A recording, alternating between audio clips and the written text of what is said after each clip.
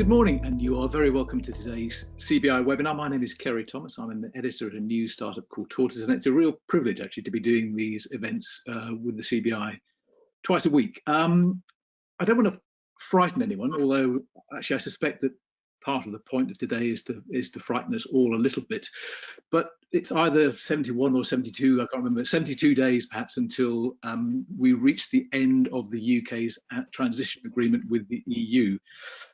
About 20 of those days is either a Saturday or a Sunday, with a bank holiday or two in there. So basically, British companies have got about 50 working days to get their ducks in a row, to carry on doing business in the EU with as little disruption and interruption as possible next year.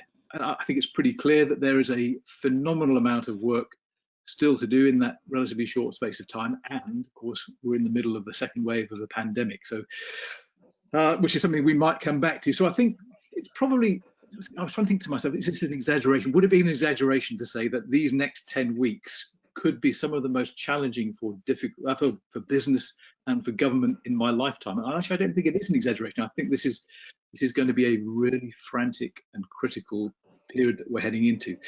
So it's a relief today to have a phenomenal panel of people to help us wrap our heads around what's to come.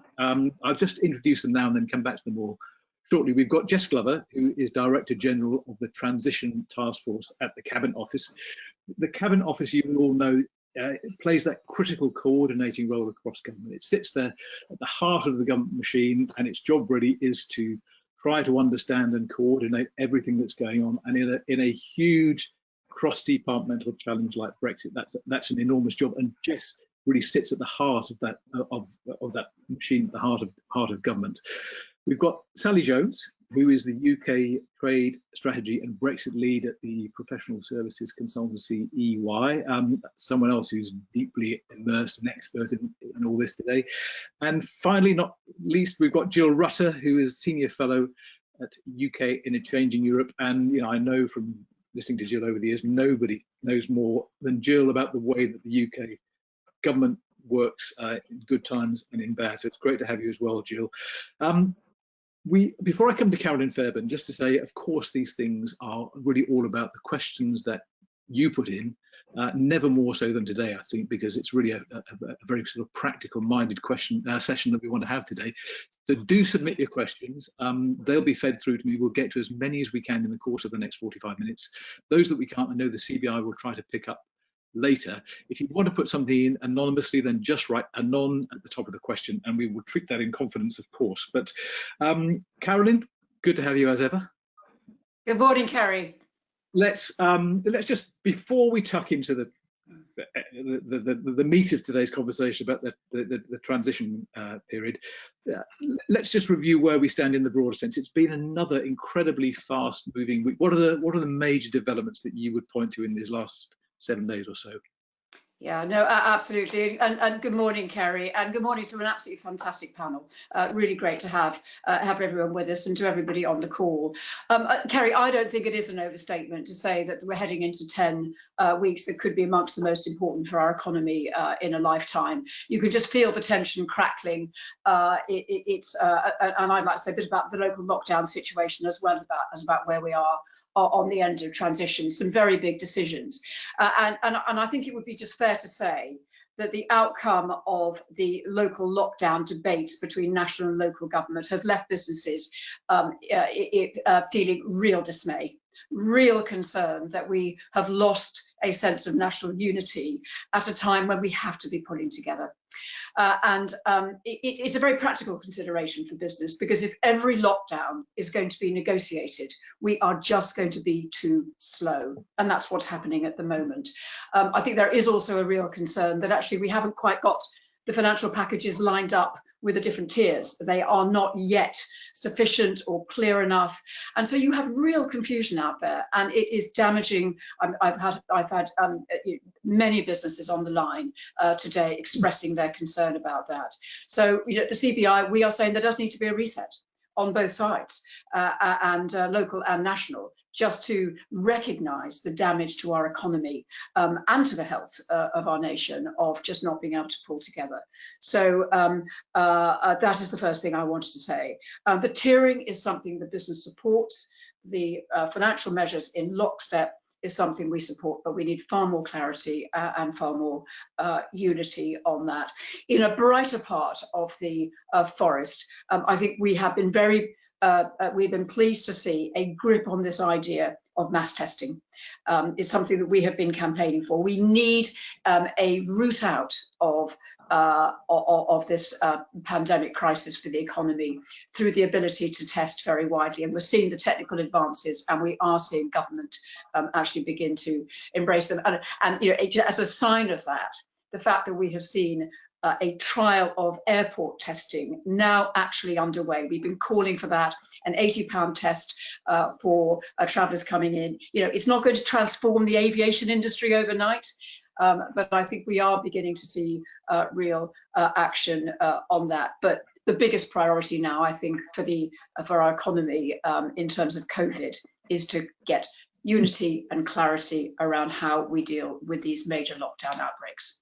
Okay, and just to be clear, and without asking you to take sides in the row between Andy Burnham and number 10, that part of that reset that you mentioned, would that be increased financial support for businesses in tier 3 areas? I think it is a couple of things, Kerry.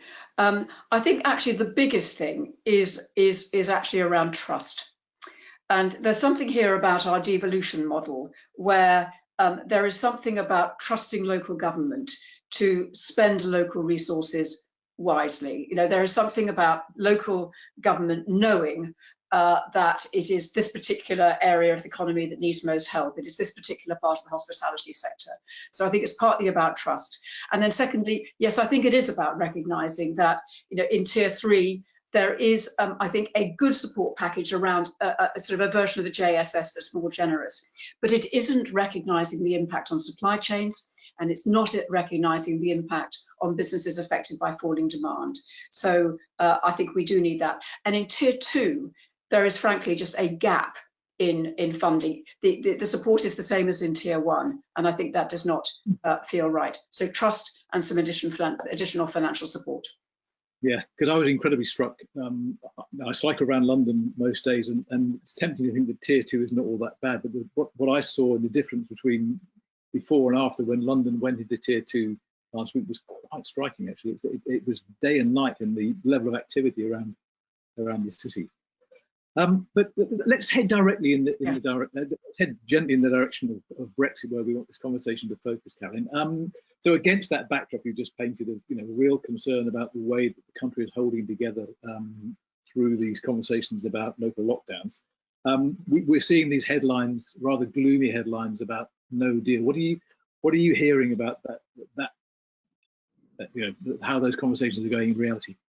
Yeah, well, we are in absolute last chance saloon territory now, and we've been trying to stay very close to the mood music. I think clearly last Friday, when there appeared to be a breakdown, was a really challenging moment. Where we took comfort was from the fact that negotiations were continuing, and I still think that there is real will on both sides. I really hear that, and I feel that. And my conversations in Brussels and Paris and Dublin and Berlin and here tell me that. That said, I think that this sense of the ticking down of the clock, the 72 days to go, is really, really weighing on business.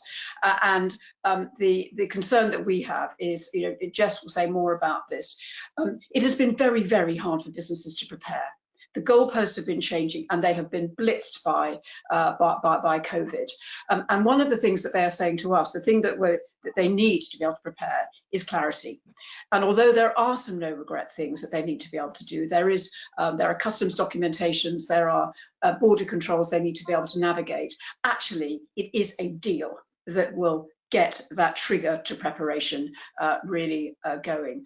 So I think many businesses are still traveling in hope. You've seen the statistic that many still anticipate an extension of transition. We don't think that will happen, but that, I think, is a sign of the traveling in hope that businesses have. But you might have seen that we made an intervention at the weekend with 71 trade associations. We've never put together a coalition of as many businesses before, certainly in my time at the CBI, speaking for over a third of the private sector workforce, saying we need to get a deal. And you've seen the same kinds of interventions by BDI in Germany, MEDEV in France, and Confin Industry in Italy. So this is a cross-Europe campaign, if you like, a plea from politicians on both sides to get a deal. But we really are at the 11th hour now. Okay, Karen, listen, we will come back to you for sure. But you mentioned Jess, so let me turn to Jess Glover. As I said before, Director General of the Transition Task Force at the Cabinet Office, so right at the heart of all of this. You famously, I think, got a sort of dashboard in the Cabinet Office where you look at risks that are out there. When you look around, what are the main risks that are on your radar at the moment? Thank you, Kerry. Thank you, Carolyn, and thank you ever so much for the opportunity to be part of this conversation. We'll pick this up a little bit later, I think, but this conversation between government and business now, in terms of the challenge, I agree, for the next 10 weeks is going to be a really important part of what we all do. And thank you for the question. It's a really important one. I think that whatever happens, the transition period is going to end on the 31st of December. We know that. And it is a major and significant change for this country. It's a transformational moment, in fact. That was the point. That was the point of Brexit. It's a new dynamic for the country, which of course brings great opportunity, but as a moment of great change, it also brings adjustment, and it also will bring some disruption, which we need to be aware of and to prepare for.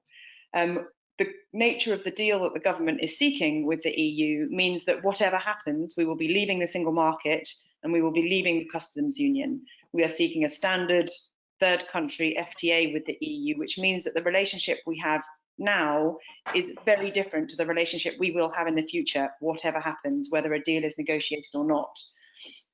And the biggest risks I see for that transition at the moment, I think some of them have already been mentioned. So to answer your question quite directly, one is simply a matter of capacity. Of course, I understand, and of course government understands that COVID has been and still is a major existential challenge for the country, and not just this country. And of course, for many businesses, and indeed in terms of government bandwidth, how we respond to COVID is a major concern. For some businesses, the only concern. And I can quite see why the amount of time available to think about the end of the transition period and what to do to prepare for it will inevitably have been squeezed during that period. Meanwhile, the significance of the change that we're discussing, the change into the new relationship with the EU, means that it requires a wide range of actors, not just government, but also local government, the devolved administrations, other EU member states, businesses, citizens, all to take action to prepare for that change. And the cross-cutting nature of the challenge of the pandemic means that every single actor that I have just mentioned is also, of course, having to deal with the pandemic. So there's a big capacity constraint there, which I quite understand. What do I think the answer to that is? I think it's openness, it's honesty, it's transparent relationships between government and businesses about what needs to be done with as much certainty and clarity as possible. And that brings me on to my next point, which I think is that the vast majority of things that businesses now need to do to prepare for the end of the year are common to either scenario, i.e. to having an FTA negotiated with the EU or not. That is not well understood in my view, and I can see why that's not well understood. We've been through 3 moments of great drama, of great deal or no deal drama, and I personally have been through all 3 of them. So for all of you who also have, I kind of feel your pain. In each case, on the one hand, there was the prospect of no change, in fact. So anything that sounded like deal was a continuity of the status quo, and anything that sounded like no deal was a very, very dramatic and sudden change. Now, in this instance, there is no continuity of the status quo. We are going to be leaving the single market. We're going to be leaving the customs union. There are going to be border and customs requirements on the GB to EU border. Of course, we've got special arrangements for Northern Ireland, but many of those actions are guaranteed come what may. Now, I know that when you're trying to prepare for something, you don't want to half prepare for it. You don't want to sort of have half the information and half prepare for it. You want the full picture, and you want to be able then to fully prepare. And I do completely recognise that point. But of course, the time is very limited now between now and the end of the year, which means that I would really encourage businesses to get on and prepare for those things that they know they have to prepare for. And the gov.uk transition tracker is the tool which we hope will help you navigate the things that you have to do. If it's not helping you, and if it's not answering the questions that you have, then please let us know. And that's the sort of dialogue that I think is really important between business and government, because we know that we need to give you as much clarity and certainty as possible, while recognising that, of course, there are some things that we can't know until we know whether or not the deal is negotiated. So, for example, the tariff arrangements between the EU and the UK remain uncertain until we know what the outcome of those negotiations is.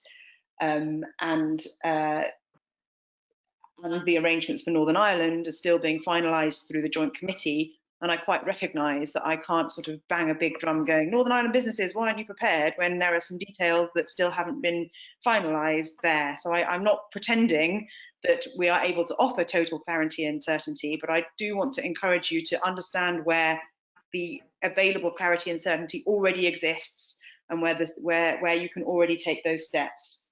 In terms of specific things that I think are worth highlighting, I mentioned the border. In terms of risks, I hope that you saw Michael Gove's statement about what the reasonable worst case at the border is, and that is a reasonable worst case that we've developed carefully, which leads to sort of roughly 1.5 to 2 day delays at the border, which is of course no good for anybody. And the way to avoid those delays occurring is for people to understand what paperwork they need to have when they want to export goods into the EU. That's why we're developing the Check and HGV is ready to cross the border app, so named because the advice of our government digital service colleagues is call it what it does on the tin. And that is going to be a really important device to help us stop trucks getting to the border that aren't ready and then are not able to get into France, and to be turned back at that stage. So we want to sort of bring forward the moment at which the moment of realisation comes. So the border is very complex, it's new for us. Oh, I think we may have lost Jess there, have we? Before we come to Sally, just let me check in with you, Caroline, because if Jess's point there was that there isn't a huge difference between a free trade agreement and no deal in terms of business preparedness, because it's going to be a significant disruption either way. Does that seem fair to you from the perspective of large businesses, SMEs? I think I know exactly what Jess means, and in many ways she is right. And it's one of the reasons actually we've been talking about setting up a joint task force now between business and government to really get these preparations accelerated. And of course, our transitions hub is up and running. I think psychologically, though, for business, there is a very big difference between having a point where they know nothing else is going to shift and they can focus on it.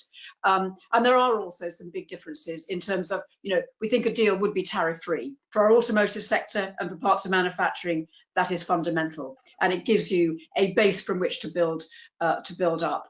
But I think preparing for the no regrets changes, I absolutely agree with Jess. We are totally on board with that, and frankly, any ways that we can accelerate that, we would agree.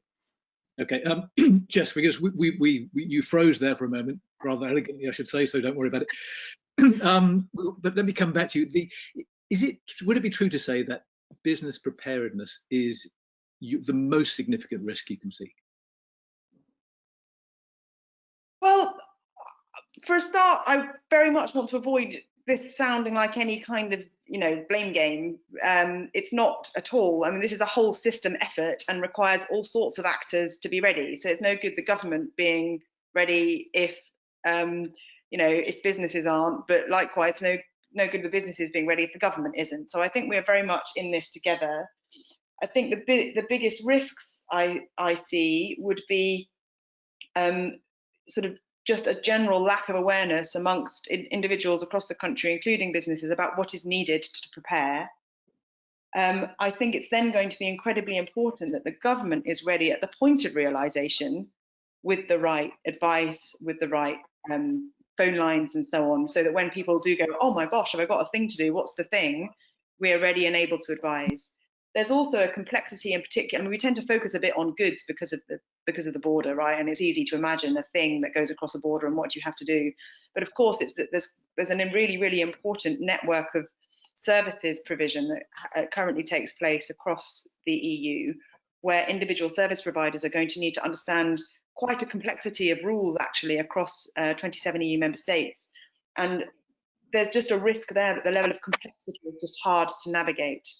So those are the things I would highlight. So data flows and data adequacy is an interesting example of that. Of course, we hope that the EU will grant data adequacy, and there's no reason why they shouldn't. You know, we are data adequate. We're currently running the GDPR, as I'm sure you all know very much better than I do in terms of the kind of daily experience of that. But the advice from DCMS is that should we not get data adequacy, then standard contractual clauses will help manage the flow of data that you currently organise between the UK and the EU. But understanding that sort of thing, I think, is also really important. And then the other risk, of course, is that we have decided to apply a very pragmatic approach to our border. We've decided to stage import controls to give people more time to prepare for that side of things. Those are the sorts of things that are within our control. We don't know how EU member states will operate their borders in the event from the 1st of January onwards. And if the approach they take is very, very rigid, then there will be more disruption than less. Okay, just in a few words before I come to Sally, we've had a few questions in about when your lorry app might be ready. Any idea?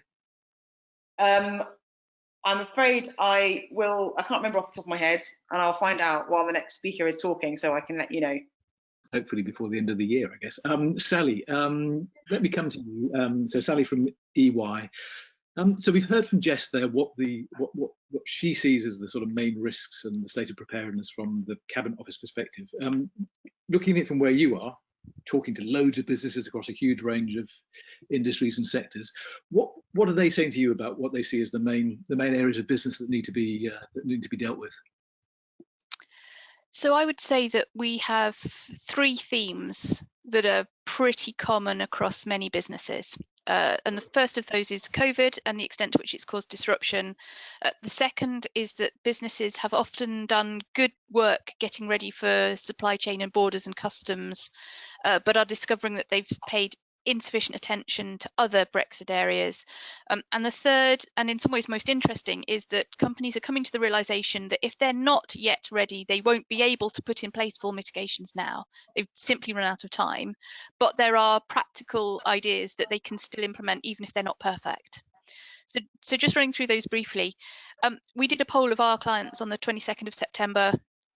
We found that of those who had prepared for Brexit, more than 70% told us that they were either moderately or significantly disrupted by COVID. And we're seeing that in Brexit committees being repurposed, stockpiles burnt through, lack of working capital to build stockpiles back again, and perhaps most importantly of all, that supply lines changed fundamentally in March and April as a result of COVID closing borders, and that people haven't had the opportunity to plan for those new supply lines yet. So don't underestimate what COVID has done. Second theme is that one of not being ready across the whole of the bandwidth of Brexit. So we tend to talk about 10 Brexit domains. Customs and goods is one, supply chain is the other, and companies have done good work to get ready on those. But the other 8, they're less comfortable on. Probably the 3 areas where we're getting most questions coming through to us now are on IT systems and data, commercial implications and cost and pricing, and regulatory and compliance. Just as Jess was saying earlier, that companies now have to realize that it's not just about whether you can move your goods across the border or you'll provide your services across border, it's whether you can place them on the market once you've done that. And then the final point around the fact you can no longer realistically preserve business as usual if you haven't got points in place is really interesting. We're seeing companies being really imaginative here. So for example, one of the companies I work with has realized it doesn't have enough warehouse space, but it's aware that its offices are closed because of COVID, so it's using its boardrooms to stock small volume, high value items because it can and because it's secure. I'm seeing one of my clients that works in the agri-food industry completely replanning its autumn-winter menu so that it's placing much greater emphasis on foodstuffs in which the UK is self-sufficient. So now it's all about apple crumble and custard and not lemon meringue pie, just in case it can't get Sicilian lemons in time. I'm seeing companies do things like, actually, Jess, standard contract clause is absolutely right. I'm seeing companies look at their contracts more generally to make sure that there are no clauses within them that Brexit has undone. The most common one, just as a tip, is where you have a license with a supplier that operates across the EU, and the UK is now no longer going to be in the EU from 1 January. So you need to update that contract clause, or you're no longer got the license that you think you have. That kind of really pragmatic, interesting, innovative work is what we're really seeing come to the fore right now. Okay, and Sally, when companies are looking at this menu of things that they need in order to carry on doing business with minimal disruption, how smoothly are the systems working, the processes to allow them to get those documents and get the right status? Are these things working well? Yes and no. So I think businesses understand the constraints that government is working under. And I think business was pleased to see things like the Kent permit system being tested. There's still enormous concern about not seeing exactly what the import and export IT system is going to look like. And I entirely take the point that Jess made earlier that border controls are being phased in, but an awful lot of the companies we speak to don't want to defer their customs paperwork and payments because they want to just get it done and sorted while they can. So I think that's probably the single biggest area of concern that we're seeing right now. I think where people have been pleased is around some of the easements that have come out recently, particularly around things like the UK CA mark and the confirmation that the UK government will continue to accept CE markings for goods placed on the UK market for a period of time. And likewise, the REACH chemicals regime being, to all intents and purposes, rolled over for UK purposes for a period of time to allow the UK Chemicals Agency to get set up and working properly. Okay, Sally, thank you. We'll come back to you. Let me bring in Jill Rutter, because Jill's been waiting very patiently, but also I think, Jill, you're not on video because your connection isn't the best. So, I hope you're out there. Jill, I am. You've spent, you're one of the great experts in the country in the way that UK government functions and the capacity of civil service and so on. When you look around, and obviously both Jess and Sally and Carolyn as well have mentioned the impact of COVID on the planning for the end of the transition period. What should we? Is there even the capacity within government and civil service to deliver an end to the transition period with minimal disruption, do you think? So I think Jess is probably better placed than I am to actually comment on what's going on. Clearly, in an ideal world, you would not be planning for 2 mega events to coincide. That is far from ideal. And we saw very early on in the COVID pandemic that quite a lot of staff who were working on Brexit, and particularly some of those who've been working there for a potential no-deal Brexit at the end of the year, were moved on to COVID work. But what we found, this work from the Institute for Government, that most of those staff have migrated back. I do think there is a risk in government. One of the things when you're talking to quite senior people in government is they say that they have been, a lot of people are really, really exhausted by the effect of last year, where there was sort of upping and downing. Many people in business will sympathise against potential no deals in March, in April, in October, and then being stood down again, and then having to sort of, do this ongoing crisis. Most of these sorts of, emergencies last maybe a couple of weeks. You have to deploy people at full stretch. This has now been going on since February, since end of February, basically. So it's an incredibly ongoing thing, and that will be sapping things. I think there's another issue, which is ministerial attention. To what extent can ministers really focus? And that has to go up to the Prime Minister. That's probably more on the negotiations otherwise.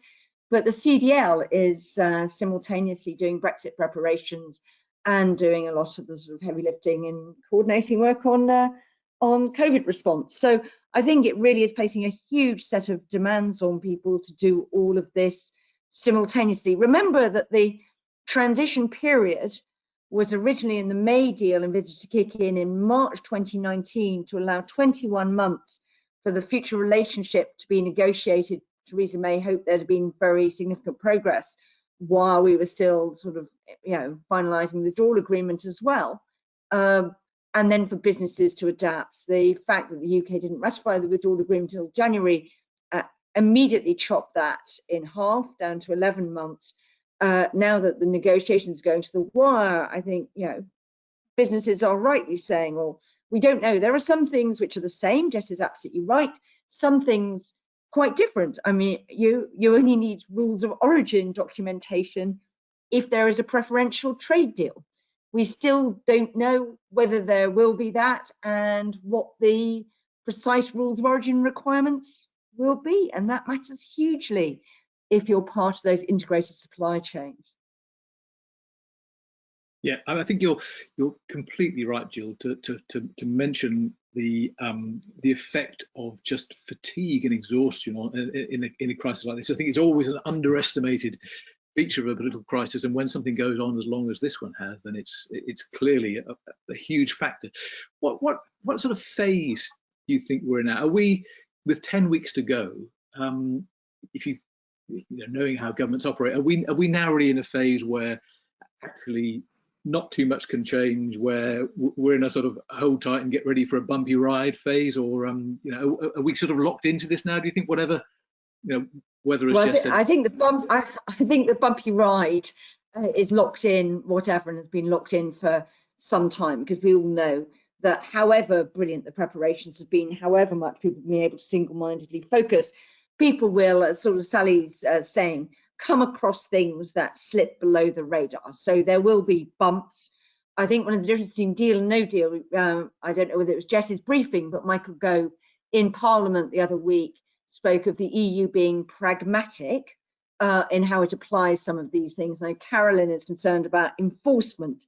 Does the EU come down like a ton of bricks on anyone who's not meeting the letter of the post-transition requirements, or does the EU sort of, I think what the police are supposed to do on COVID enforcements, first of all, sort of engage and point out to you very nicely that actually you really did need to have this license or this form or something like that, and it's not quite right yet, and they won't move. So I think there will be a difference there. So I think that's one of the sort of big differences. But the other thing is we still don't know whether the talks are about to restart. Michel Barnier seems to have offered more thoughts this morning. Offering so many olive branches to David Frost this week that he's basically offered him an olive tree, I think. We don't know whether that's enough to tempt the Prime Minister back, but we also don't know, this is even inside government. Can the Prime Minister really pay as much attention to this as it needs when, he's having to make another COVID statement this afternoon? The government's massively on the back foot with 2 Labour motions today. I mean, this really is a sort of perfect storm of everything coming together. And I don't know when the government took its decision this summer not to seek an extension, whether it was banking on seeing off a second wave satisfactorily or had decent plans to combine a second wave of COVID with a really narrow countdown. The other problem is, we've seen that this week with the new communications campaign, the government is finally sounding warning notes. Its communications campaign in the summer, I think, was really badly hampered by the fact that ministers felt politically the need to stress the positives from Brexit, and it made it sound like an ad to book your summer holiday rather than order that you had to get ready to file your tax return now or you were going to face a massive fine. It's only now dialing up the language to really say, no, you really have to do that. That's an incredibly uncomfortable message for government, that even with their deal, there is a heap of new red tape about to hit any business that does business with Europe. Okay, Jill, thank you so much. Jess, can I come back to you? Because a couple of people have mentioned the reasonable worst case scenario that the government prepared. I've got it in front of me, and it, for example, it envisages as a reasonable worst case that 40 to 70% of trucks travelling to the EU might not be ready for new border controls on January the 1st. And as you said, that could imply delays of 1 or 2 days in crossing the channel. Is that the question that's come in is whether you still anticipate that disruption will be most intense for the first 3 months of 2021, and how confident you are that it won't extend beyond that, or that it couldn't get worse if negotiations don't go well in the next few weeks. Thank you, and apologies that I'm kind of slightly freezing occasionally. So, firstly, just to answer the question about the app, the Check and HGV is ready to cross the border app will be fully ready for the 1st of January. It's going live in December and it's being tested in the beta stages now. So we're confident about that. That reasonable worst case scenario was based on an assessment of what we think the kind of reasonable worst case is in terms of people being ready to cross the border with the right paperwork, and what the implications would be if not everybody is ready and what would happen. Now, of course, we really hope that that number will come down. And as we approach the end of December, we might gain confidence that more and more people are ready with their EORI numbers and their customs form, and with their French importer the other side having done their import forms as well. And we may be able to revise that, but of course it's sensible to plan for what we consider the reasonable worst case to be, so that we're ready to manage any disruption that comes. My personal view is that the disruption that may be felt in January will not get worse. My personal view is that you don't turn up to the border twice with the wrong forms, and that even those businesses who are, for whatever reason,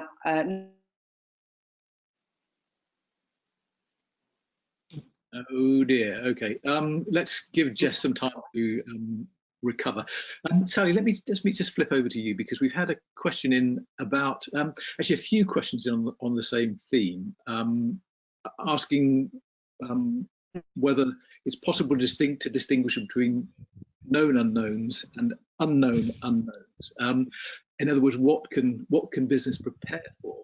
To Caroline's point right at the top, and what is still TBC. What are you hearing about the sort of what business regards as the known unknowns and the unknown unknowns? So our advice to every company we speak to now is assume no deal. And one of the few silver linings of no deal, and I am making the phrase silver lining do a lot of hard work here, but one of the silver linings of no deal is it is at least crystal clear what's going to happen at that point, because you know there is not going to be market access of any form. You know that there's not going to be those easing provisions on the EU side that would perhaps be helpful there. So prepare for no deal and think of it as taking a coin and flipping that coin 10 times in a row and preparing for it to come up tails every single time. Now, the reality is that there may well be relieving provisions that could turn some of those tails into heads. And if that happens, fantastic, you've won. And there's a little bit of preparation you've done that you didn't need to do. But by preparing for all of those coin tosses to come up as tails, you will be as ready as it's possible to be come 1 January.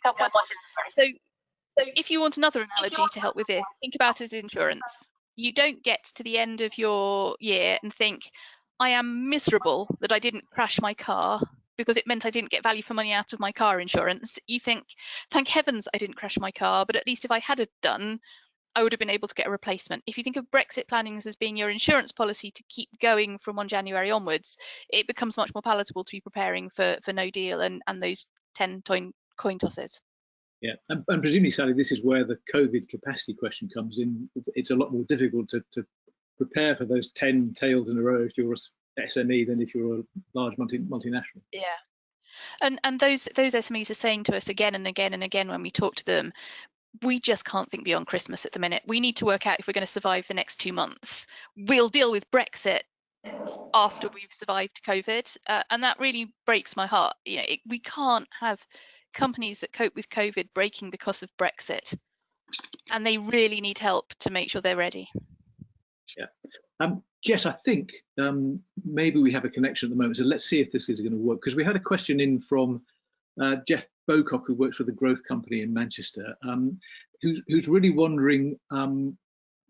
He's aware that there are a significant number of businesses that are not sure what they should be doing now, or have still got their fingers crossed for an extension to the transition period, and wants to know what's the status of national campaigns that are planned to amplify the messages and actions that are required for those businesses over the next 10 weeks. Thank you. I'm going to try and speak more quickly because I think I'm jinxing the connection by being too long-winded. So firstly, in answer to the previous question, I think the disruption will reduce over time next year because people will learn how to interact with the border by doing it. On that question, we have launched a new national campaign on Sunday night with TV ads, digital ads, everything. We're spending a kind of certain amount of money on this to get the message out there that there is action that needs to be taken, that businesses need to prepare. The transition period will not be ending. The gov.uk landing page now has transition on it as well as COVID. That transition tracker tool ought to tell you, like, the vast majority of what you need to know. If you are finding questions that you have and you don't know the answer, please let us know, because that's really important. There will be some questions that we can't answer, but every question that we can answer, we should be answering really clearly and with as much simplicity as possible. Okay, that's great. Sally, I want to come back to Carolyn just to round us off in a second, but we've got one sort of technical question that's coming that maybe you might be able to answer about services, knowledge-based companies. What do they need to consider, particularly from a VAT charging perspective? What are the sort of moving parts in that equation? So VAT is, generally speaking, and I'm being very broad here, not the hill that companies are going to die on when it comes to Brexit, particularly service companies. They need to be looking their attention at can they continue to move people and or knowledge to the right place to service their companies, and that is overwhelmingly the right answer for their preparations. On the VAT position, then what they really need to be looking at is the reverse charging mechanism that will come into play, as opposed to the existing system that exists for member states. Okay. Look, we have run out of time at a fantastic rate. We could talk for hours, couldn't we? But let me just come back to you, Carolyn, and just, if you could, just outline to us the role the CBI, with government, with big consultancies like EY. What role is the CBI going to play over the next 10 weeks in trying to get this as right as we can? Yeah, a massive priority for us, Kerry, and I think it's actually been terrific to hear how pragmatic this conversation has been, because that's what businesses want. So I think we're doing three things. First of all, we have our own transitions hub. Do have a look at it. It's cbi.org.uk. It's got a lot of advice. We're collaborating with the Cabinet Office on it. Very practical.